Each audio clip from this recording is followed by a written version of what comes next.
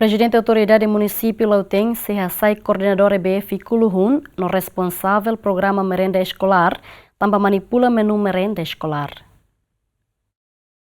Ligado à publicação com a bahahan merenda escolar nebe maka acontece iha escola básica filial Kuluhun, posto administrativo Los Palos, mak Prezidente Autoridade Munisípiu Lautem, se hasai Koordenadór EBF no responsavel programa merenda escolar, tamba manipula hahan merenda escolar. Prezidente Autoridade Munisípiu hatete equipa municipal se bahalo fiscalização no investiga problema ne no ne belefoti ação hasoro atu hirakne.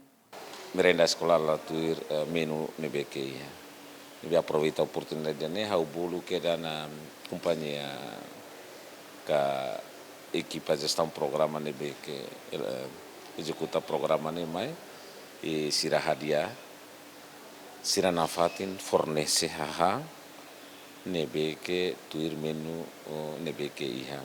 E hau se halo avaliação ba equipa nebeke tem iha escola refere tambah siramaka halimar fali iha programa refere atu hamonu governação idane ba implementação programa merenda escolar. Hau bele francamente koalia kata tambah oposição ne tem que halohan sana. Hau se haruka fiscalização ba halo fiscalização halo investigação profundo, relatório mai, o relatório de makan futi decisão. Ita bele hapara, ne contrato ida beting ne, equipa ida beting ne, ita bele hapara, e ita buka fali equipa siluk para tu bateng ne ida.